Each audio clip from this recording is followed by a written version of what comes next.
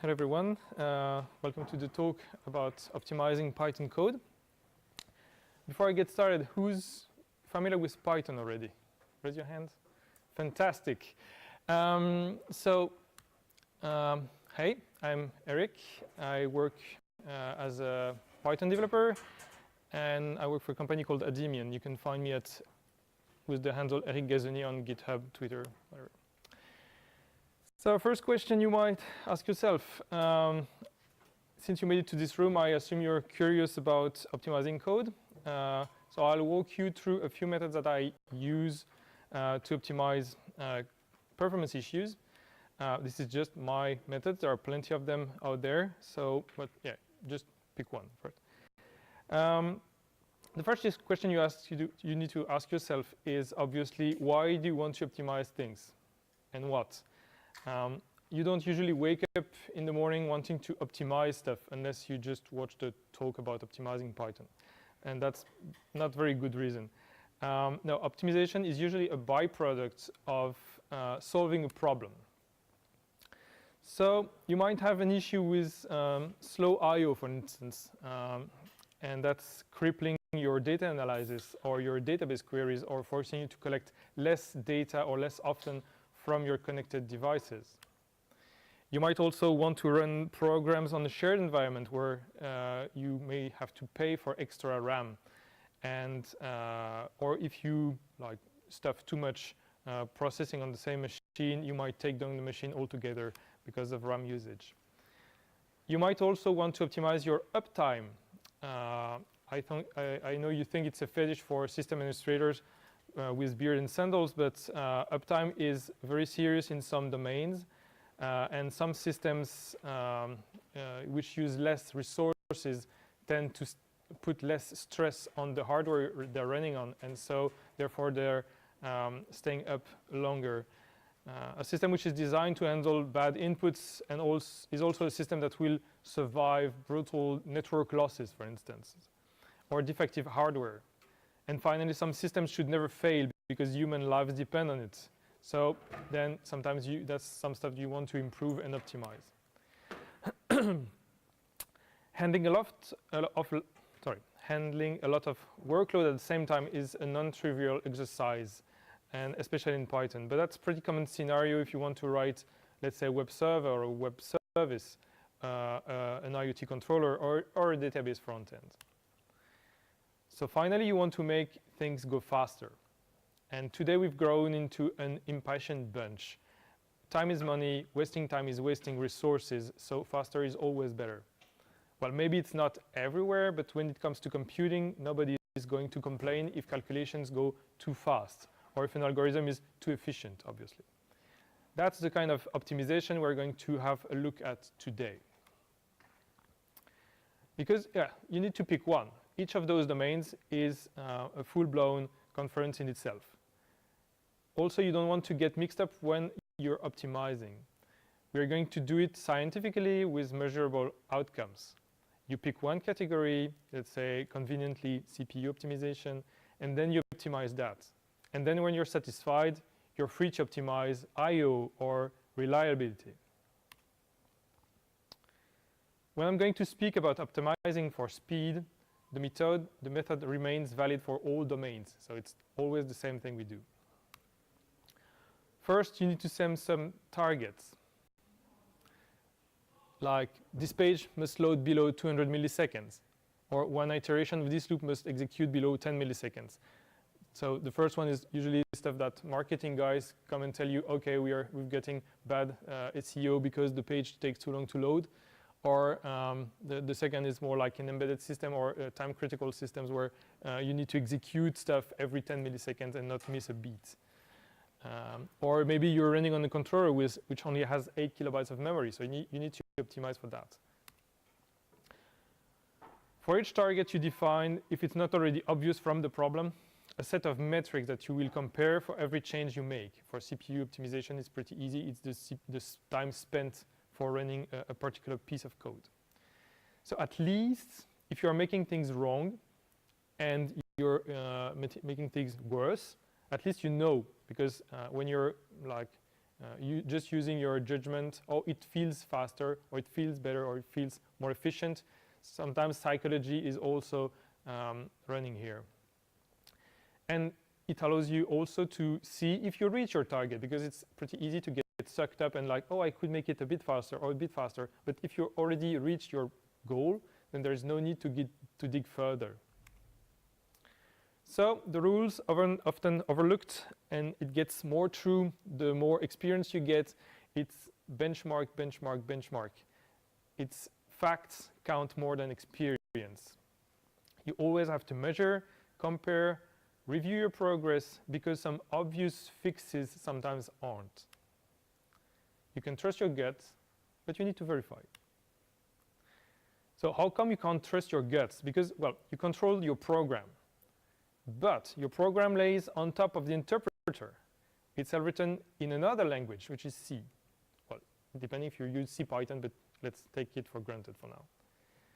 Then this executes on the operating system. Which operating system? They're not all made the same regarding schedulers, memory allocators, and so on. If you're doing I/O, what file system are you using? Do you use RAID? Which RAID? RAID 1, RAID 0, RAID 10? If you're doing GPU computations, okay, who provides the drivers? Which version of the driver? Isn't there a slowdown in the driver itself? And then this runs on a hardware where the architecture have significant influence, as well as the presence of CPU extensions. Is it an old IDE drive you get, or is it a new SSD? Even the damn temperature and the material in which the network cables are made can interfere with your performance calculations. So all of this to say that even if you have the strong inner feeling that this kind of fix should make things faster, sometimes you see either the expected result, sometimes the opposite. And that's sometimes lays in the middle of all these layers of things that work to make your program run. So a word of advice here, you must never attempt changing a system if you don't have a solid version control system that can at least diff and commit, and a solid test coverage.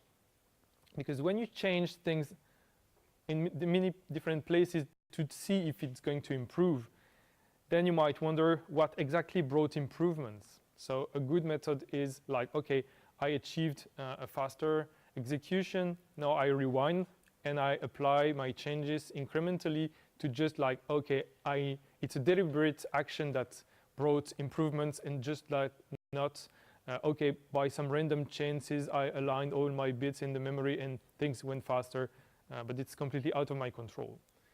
So rewind your changes, apply them, and if you break something, then you can just safely revert back. And when you achieve your goals, celebrate. And sometimes you hit the end of the road. Sometimes, despite your best efforts, you can't do better. But again, there are many ways of meeting your targets. Maybe there are other ways of improvement. Just take a break, look under a different angle. There's always more than one tool in the box. Speaking of tools, so my go-to tools for speed optimization in Python are first the profiler. I'll show you all of them, don't worry. So the profiler, graphical analyzer, the timeit function, usually used in conjunction with an improved interpreter, and the great PyTest profiling plugin. So how many of you have already used PyTest? Not enough. Okay. So what's a profiler? It's a library that's going to capture every single call made while when the profiler is active. So let's say you got function A that calls function B. Somewhere the profiler will look at this interaction and log, okay, function A called function B, and function B returned after, let's say, 10 milliseconds. And every time you're going to call, it's going to add one line in the log. So for this reason, I suggest that you focus, it's going to capture a lot of noise as well, because you might want to execute one piece of code, but before and after, a lot of code is also being run, and which you have no issue with performance. So I suggest that you focus on one specific top function, and then from there you just figure out which function is having the worst timings, and then proceed narrowing the scope up until you find the function that really needs optimization. The profiler capture can be dumped as Python stat format called also pstats. Just for your information, you can call the profiler on the whole program. I would not recommend that because there is too much noise getting into play, except if you want to debug stuff like importing your models and so on and so on. The only advantage that I see is that you don't need to change your code for doing so. Beware that a profiler will look and log everything that occurs in your program. So that's also the real-life equivalent of driving with the parking brake on. So as soon as you're done profiling, remove the profiler to see the real results. Because if you improve something like, let's say, you shave up half a second of a program execution with the profiler still in place, when you remove the profiler, you will see the real accomplishment, and it's probably going to be much better without the profiler. So how do you, so that's where the ability to read code is going to be a bit more critical here. How do you embed the profiler within your code? Just import the C profile library, create a profiler object, enable it, run your target function, disable the profiler, and dump the stats. Easy peasy. So that's what a stats file looks like. So if only we had a bigger screen, you would see, can I find my mouse and I can have the pointer here. So yeah, for those who can't read, so this is the timings, so total time, per call time, cumulative time, and there the function which got run. And so again, for those who can't read, here I run the statistics over the full program capture. So I got a lot of import lib bootstrap function calls. They are not relevant for this exercise because it's just the Python interpreter booting itself and loading my modules. So since my function is pretty fast to execute, the only thing I can see from this capture is noise. So it's not very useful. On the other hand, if I target just one function, then I'll only see what's interesting to me. So again, so here you see it's only my own code that's being run here.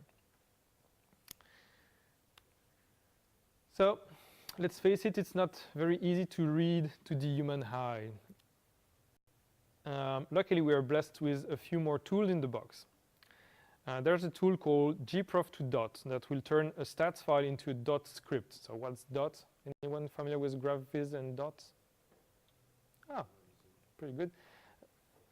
So dot is a program that turns a description file into an actual graph that we can turn into an image and look at it and interpret it. So that's the output of a gprof2dot based on a stats file that got collected on my whole program. And you see that there is a lot of things going on. So the more red, the slowest, the more blue, the fastest, or the less time spent. So don't worry, it's pretty tiny. I'll show more examples later. What's important to see here is that each function calls one or more other functions, and the color is kind of giving you clues about what kind of optimization path you want to improve. There's no need to go in the blue space here. You can just focus following the red here. This is from the same program, but only targeting the one function that I wanted to capture. So you see that it's much narrower, and there's only the function that so this is the first function I wanted to call, and it's just making calls to other sub-functions, but it's much clearer what is taking time, and it just gives me, compared to the previous slide here, I had to look into, let's say, 10-ish functions to figure out what was taking time, and here it's just pretty obviously just 2 of them. So we'll go back at looking at pictures later. Now I'll just show you a bit more of IPython and the percentage time it magic call that will execute a function for you and call it several times just to figure out how fast it is. So you may have already tried to do some performance analysis before, like just timing how long something takes to run. If it runs pretty fast, like the load of your computer may interfere with the actual runtime of the function. So if you just happen to have all your CPUs freeze and nothing running on your device, then the execution is going to be pretty fast. And like if you're also having a Chrome tab open somewhere and like with streaming video or something, then your function is magically going to be slower. Why so? It's because of the interference of your system into the measurement.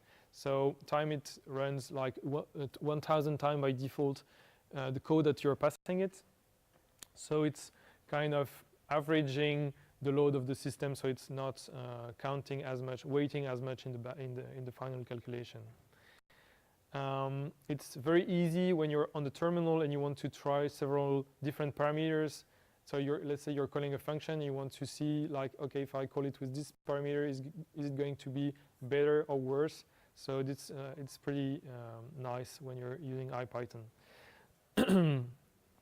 So here we can see, for those who can see, that if I call my function with, let's say, this MD5 hash method, it's taking 207 microseconds, and if I call it with SHA512, it's going to take 231 microseconds. So this one is a bit slower, but kind of weirdly, each loop takes longer with MD5 and less time with SHA512. So it might be that the total time was influenced by the load of the system, but each loop was more or less 2.19 microseconds with the second execution. So you can tell pretty accurately what is the exact timing, the cumulative timing, and the individual timing of each loop. And finally, if you already have a good test coverage, and you should, if you remember my previous slide, you can enable profiling on each of your unit tests and take the plugin here, which is called PyTest Profiling, which is a standard plugin for PyTests. This plugin will do the heavy lifting for you, like activating the profiler, then the stats, call gprof2dot, and then it will just output a few SVG or PNGs for you to watch. So that's very convenient if you're a beginner, so you don't have to go through all the steps manually every time. So now we've got our tools. Let's see how to use them. You will often hear people mention obvious performance hogs or low-hanging fruits. Well, that's usually the first thing you need to look at because they are under your control, unlike CPU architecture or temperature, if you remember what I said before. So also good refactoring will also usually bring a lot of good things with it and little drawbacks. So I would not recommend going for more advanced techniques before having exhausted all of these low-hanging fruits. Even if it does not sound sexy, it's actually the most efficient. So for the presentation, I will focus on a booming field, which is password cracking using a brute force method. There are very efficient ways to do this, but I'm not going to show them because obviously there is nothing left to optimize in them. So I decided to bake my own password cracker like all the cool kids do. Just a bit of vocabulary if you're not familiar with password cracking. So what does it mean? You're not cracking password. You're just comparing the hash of a password with the hash of something that you don't know. So you're just generating a lot of passwords, possible passwords, and you're hashing them through a hashing function. Who knows what a hashing function is? Great. And so you're just comparing the hashes, and with some luck, you end up with a match, which means that since hash functions are deterministic, what you put in the input was the actual password that the person entered in the first place.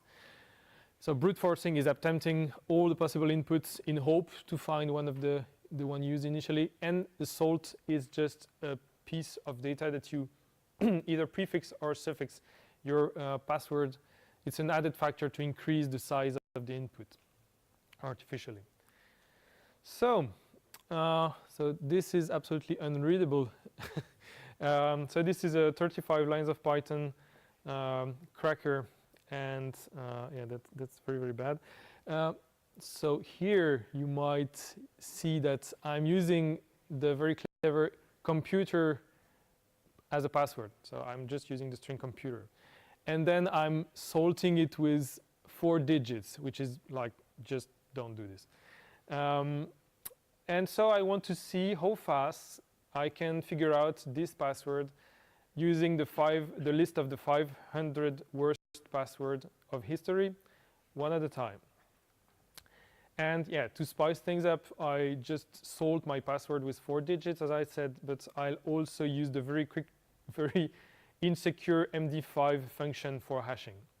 So just crossing my fingers that I end up somewhere.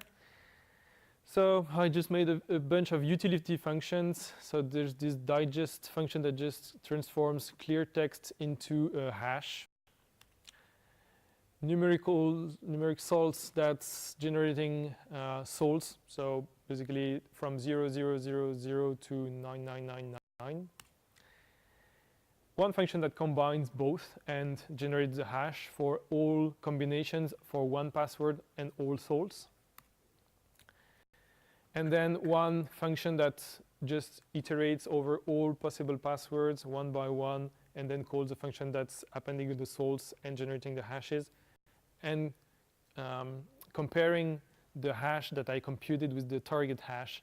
And if I get a match, it returns me which password it was and which salt it was.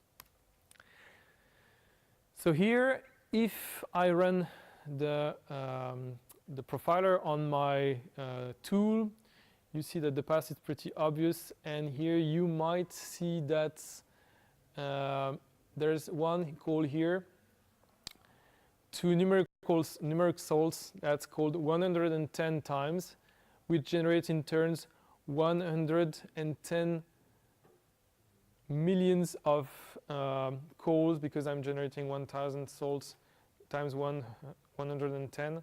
So that's 1 million something. And so that's a lot of wasted CPU. That's a lot of wasted CPU. Because you'll see a bit further, but these millions of calls could be avoided.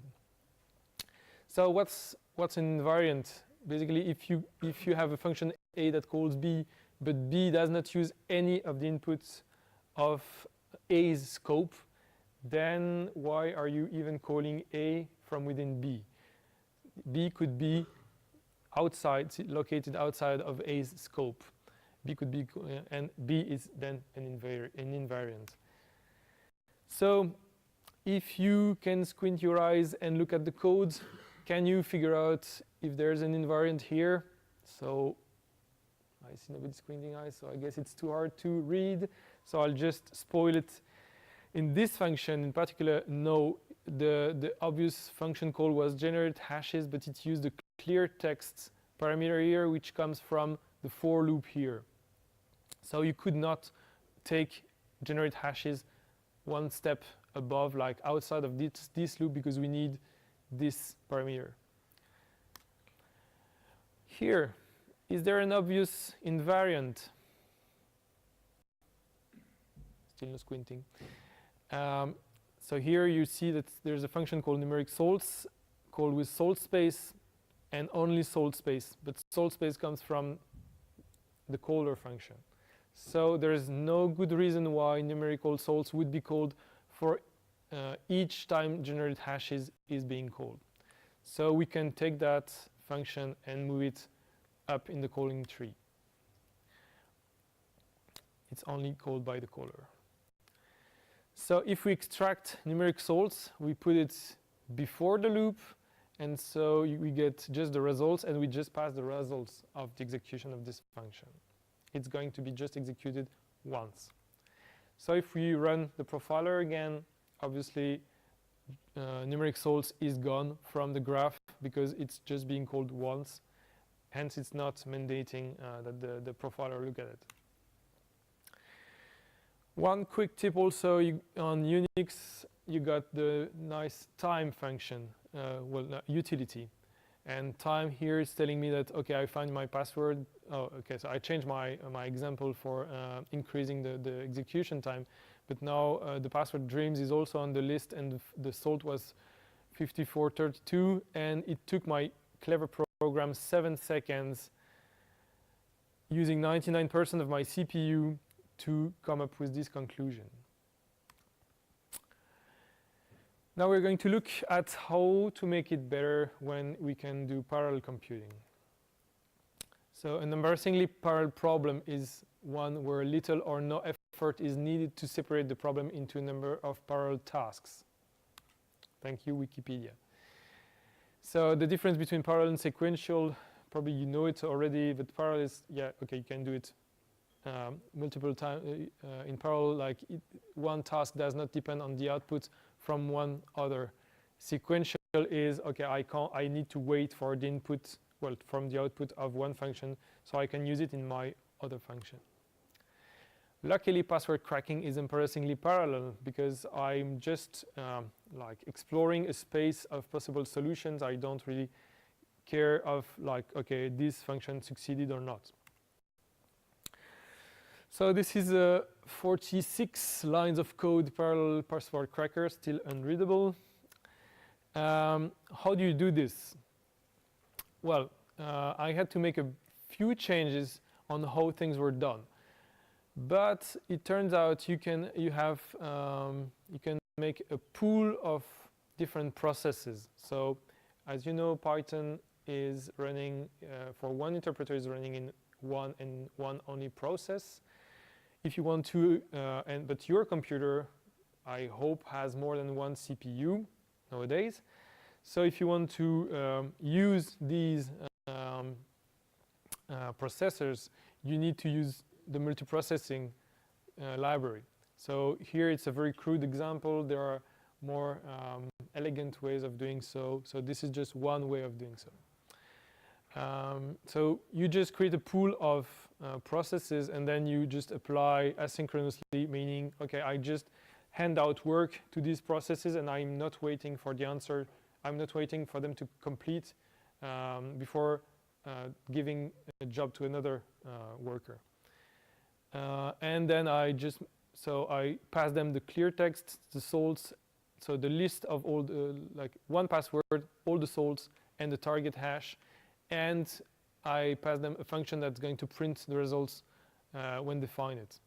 That's not very smart. I'm going to get a result fast, but I didn't plan on interrupting my program when I find the solution, meaning it's still going to exhaust all possible solutions. It's going to run through all passwords and all salts, because it's a very crude example, so I didn't think it very thoroughly.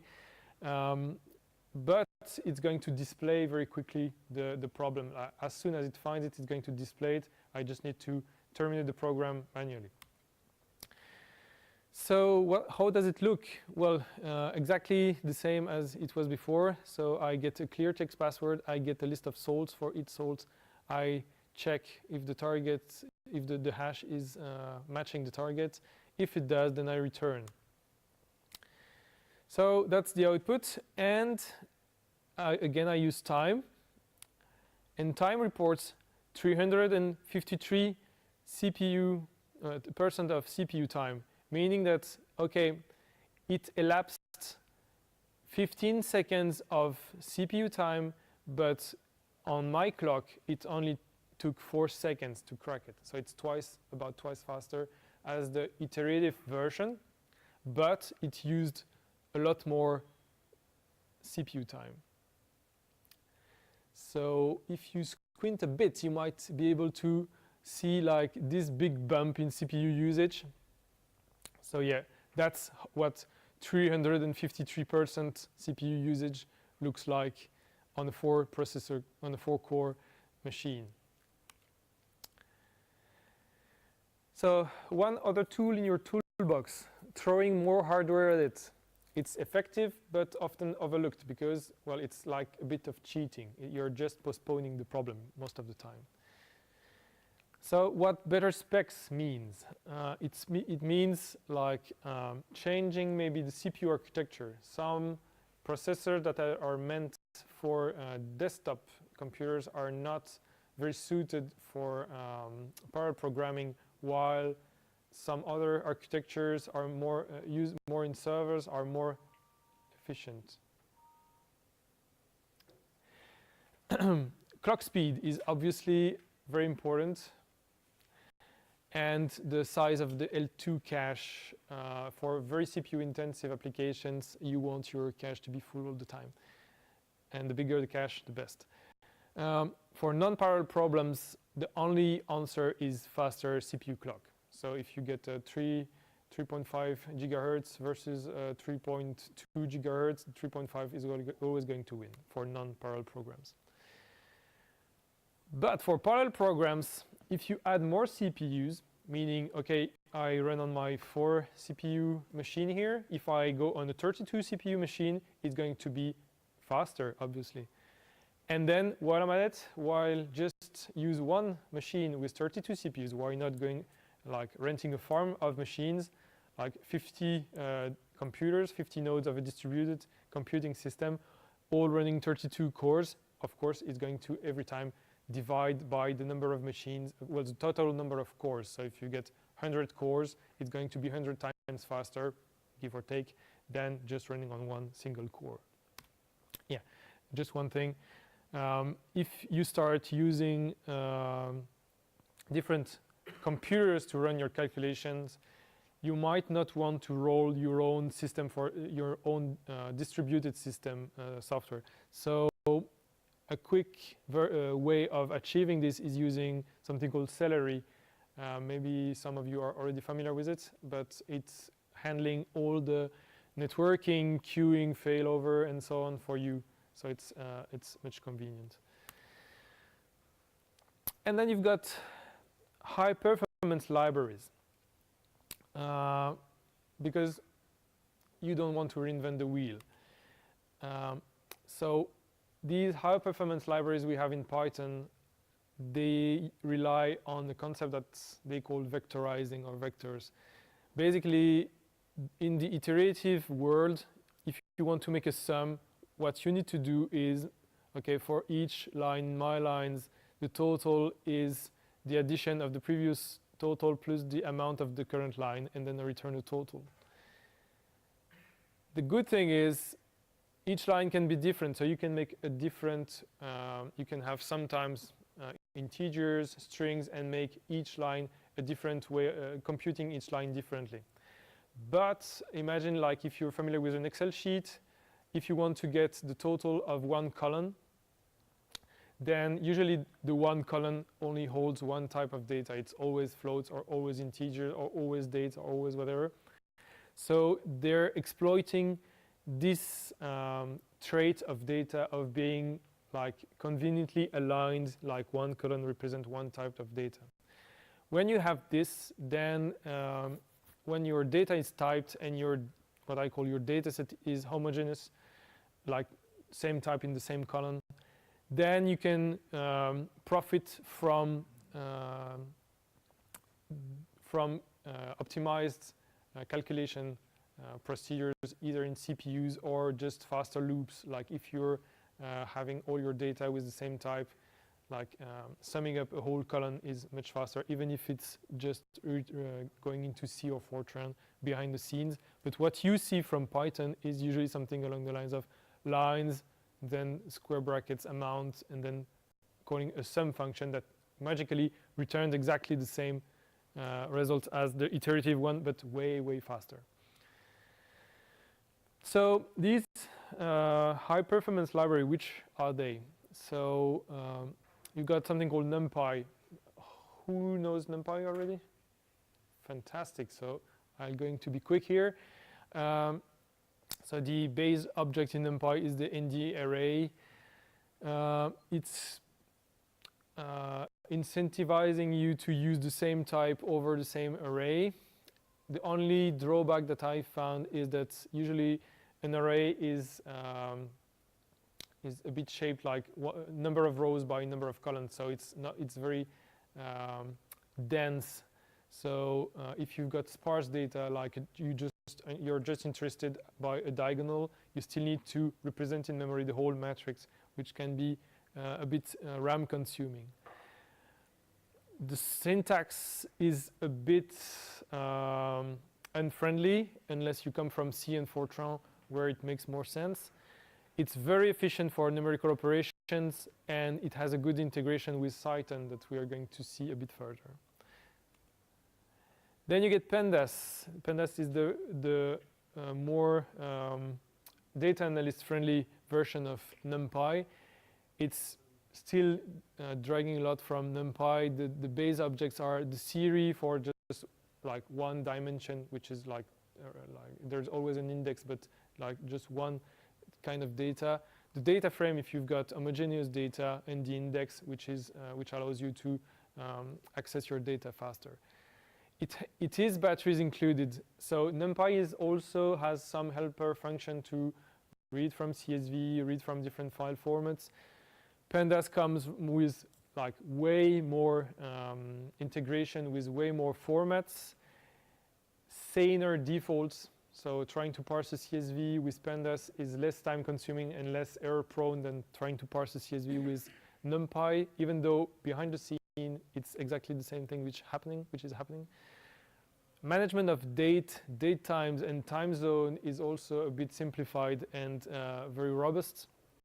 And so basically it's more user-friendly, but not yet Pythonic. Sometimes it still looks a bit like Numpy. Sorry, well, which part of Pandas is not Pythonic, or what is Pythonic in Numpy and not? No. Numpy is definitely not. It's still very close to the way data is laid out on the like in the C structures behind. Pandas, it's really making a big improvement regarding the I would say the modeling of the data, but still you're not the way you apply functions, for instance, it's not really the way everyone would be writing it. It's making an excessive use of lambdas, for instance, or it's advising you to do so. So it's not something I would recommend, like the way I would recommend doing things. But yeah, for me, Pandas it's way more convenient to use than Numpy. I don't pretend that Numpy is more user-friendly or Pythonic than Pandas. So yeah, here I would like just to check the behavior of counting Python. In pure Python, I want to check how many leaked passwords from a big password leak that occurred a few years ago from the Roku website. And I would just want to check how many times the Eric string can be found in some passwords there. So this is my very crude and not very smart way of counting lines in Python. You've got also many different ways of doing so, but that's one of them. Executing this script finds 16,681 matches in 33 seconds. Again, 99% CPU and 33 seconds. This is how you would do it in Pandas. So basically reading the file into an array, and then so I'm also counting the total lines and then just looking for how many rows contain the string Eric, and then count these lines. So here it's doing a bit more stuff. It's first checking the total size of the array. So it has loaded 14 million passwords, I guess, and it found out. So it's pretty weird. It finds a different amount. So I put that on the account that the functions which are comparing strings are made differently in the in operator in Python and in Pandas. So it's finding a few less passwords, but still it runs a bit faster than my my pure Python example. The thing is, here I'm demonstrating over strings, which are not the most optimized way, because like manipulating strings, whatever language, is always going to be more costly than manipulating numerical data. So here, if I would have taken a different example with numbers, the computation time would have been more striking. Then if you really, really want to reinvent the wheel, so let's say you've got a very business critical function that's not easy to model with a bunch of pandas calls, then you might want to write it in Cython. So what's Cython? It's turning a Cython code, which is like a bastard language between Python and C. So you can inject some C-ness in Python code, so that's hinting the Cython compiler to make some optimizations for you. So you write, if you want to write C code, you're totally free to do so. It's possible you just write your C code, compile your code, and then use CFFI or C types to call your code. But then you're really into C-land, so you're dealing with the Py objects yourself, and exceptions are often going to end up in tiers and segfaults. While Cython is pre-compiling your Python code in C, doing all the linking, wrapping, so your code can be imported as easily as from my module import my function. And you got a nice and seamless transition between C and Python context. So you can still raise an exception from your C code or your Cython code, and it's still going to be executed a bit faster, but it's not going to segfault. You get a proper Python exception. You can use print also, well, even though printf is fine, and you don't have to deal with Py objects if you don't want to. So you have the ability to do so, but if you prefer to just use the my object dot something, you're free to do so in Cython. So that's a shamelessly stolen example from the Cython website because it's pretty eloquent. So that's your regular integrating function in Python. So that's, you just call it this way. In Cython, you will start seeing those sneaky cdefs, so which have nothing to do with the def here. It's just a different way of hinting Cython that, and also here you can see that the variables have been typed. It's different from the annotations from Python 3.6 and up. Here it's like more like C. So if you're familiar with C, it will look very familiar. And here you get your definitions of, okay, I is going to be an integer, and S and DX are going to be double. And this is already making a big improvement. And then if you, you can also type your function altogether. So if I'm here, this function is still a Python function. Okay, I can make some deductions based on the type of the variables, which are going to already produce some performance improvements, but it's still going to run in from within the Python as Python code. This tells Cython, okay, this is just pure C. You just execute it as if it was C code. You just don't look at anything. But then, indeed, you risk having a poor exception handling mechanism. Cython gives you the except additional keyword that just tells you, okay, if there was an exception to occur, just return -2. Please don't segfault. And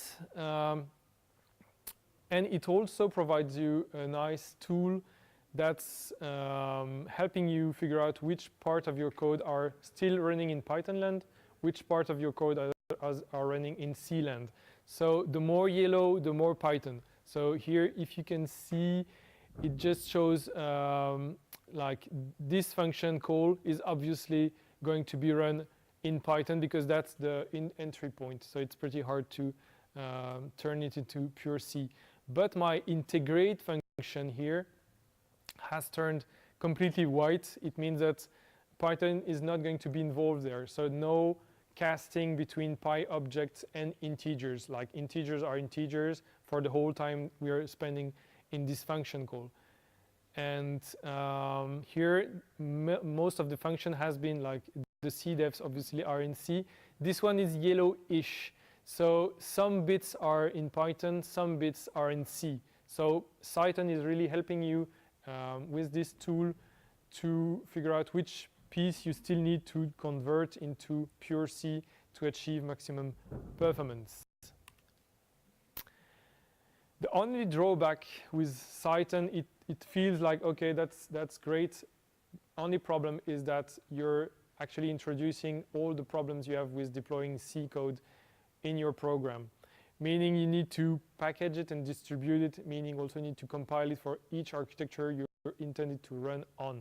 That's why you have different versions of Numpy and different versions of Python. Different version of Pandas for each kind of architecture and platform out there. Still, it helps you as much as it can by providing you a few setup tool hooks. So if you want to turn a module into Cython, it's pretty easy. You just use the pyx extension, call the Cythonized function from Cython itself. And then every time you want to build your or rebuild your function, you just call buildx with the in-place flag, and it's going to turn your pyx code into a proper C module, Cython module. And then from there, it's very easy. You just do from C integrate import integrate F, and then you just call it as if it was a Python function, which is pretty neat. And that's how, for instance, Pandas is made. In Pandas, you never know if you're running Cython or Python code because everything is hidden behind the curtain. And last but not least, PyPy. It's an initiative from two guys, I think. They're not very much on this project. It tries to bring just-in-time compilation on for the Python language. So, like, what is just-in-time optimization? How many are familiar with the notion of just-in-time optimization? That many. Okay, so I'm going to go fast there. Like compilers, let's say the C compiler, it just looks at your code like before it even starts and makes some assumptions on how it's going to be executed. But it doesn't take into account the actual way you're going to use it. So maybe some function will not receive as much optimization as another one, or one path of optimization will be used, and that's not the one which will yield the best results. But the problem is the only way you would know is after the fact when you've been running the function in production with actual data. That's what just-in-time does. It just instruments your code, looks at what's being executed, and then from there it's making improvement to the code and to the code path on the fly. So that's an alternative Python implementation, which is 100% compatible with 2.7.15 and 3.5 something, 3.5.3 I guess. It's not yet 100% compatible with some C-based libraries, namely Pandas, but it's compatible with Numpy. So if you're able to achieve your work with just Numpy, then you can use PyPy as well. It automatically rewrites the internal logic of your code for better performance, but it needs a lot of data to make better decisions, which means that it has a very slow warm-up time. So if you execute it on a very small subset of data, then you won't see any performance improvement. You might even see a performance aggravation. But if you conversely use it with a very big data set, then you're going to see a big improvement. So that's a very simple example. Let's say I have a message I want to transmit, and I'm making a lot of these messages, and I'm storing them, and I want to check the last message length. So isn't there? Yeah. So I'm creating, let's face it, I'm creating 5 or 15? No, just 5. 5 million objects. So that's quite a lot for the C Python interpreter. So making 5 million objects, storing them, and looking at the last, it takes 20 seconds on C Python.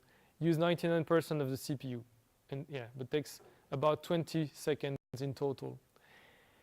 With PyPy, the same thing takes 5 mere seconds, still using all of my CPU, but only for about 6 seconds total. Why so? It's because it had the time to train itself while making 5 million messages. Now if I try with 500, then it's actually not better.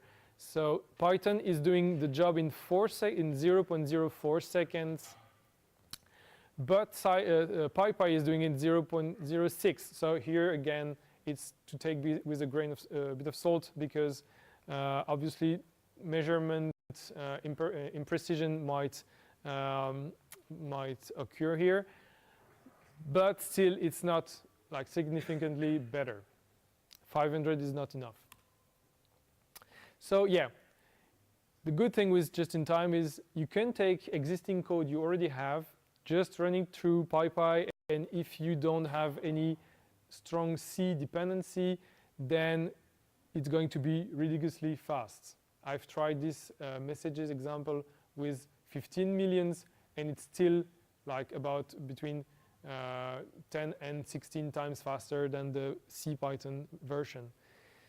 Yeah, the only problem is if you need Pandas, then currently you're kind of stuck. The guys working on PyPy are also working kind on compatibility, improving the compatibility with Pandas, but it's not yet achieved. It's another interpreter that you need to maintain and so on if you're deploying on servers. It works definitely better with pure Python types. So like if you again have C structures and so on, it might yield not better performance. And it definitely needs a warm-up period. The key takeaway is that you can't have it all. Every time you're optimizing in one way, you're like reducing like readability, maintainability, ease of deployment, compatibility with different libraries. Whatever time the kind of optimization you're doing, you're always like sliding in one direction, but like moving away from another thing that might be important. So it's pretty hard to really find the sweet spot where you get it all. In summary, if you get a kind of simple code base and a wide deployment, let's say you've written a funny library, then you should aim for the low-hanging fruits first.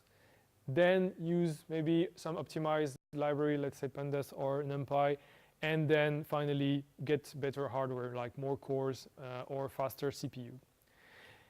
If your code is very easy to run in parallel, then you should just aim for more threads or processes, depending if you're I/O bound or CPU bound. And usually just throwing more CPUs under the form or more cores on the same machine or more boxes running the same code is going to make it dramatically faster. If you're unlucky and you have to deal with sequential code and or your deployment options are limited, usually just finding better hardware is going to make an improvement. Like if you have a CPU which is twice faster, your program is going to run twice faster. You can also try PyPy, which for similar hardware runs sometimes significantly faster, and or Cython. Thanks a lot for your time. If you got any optimization related questions, I still have 4 minutes if my calculations are correct. No, I'm out for 1 minute. Any question, maybe? No? Thank you very much.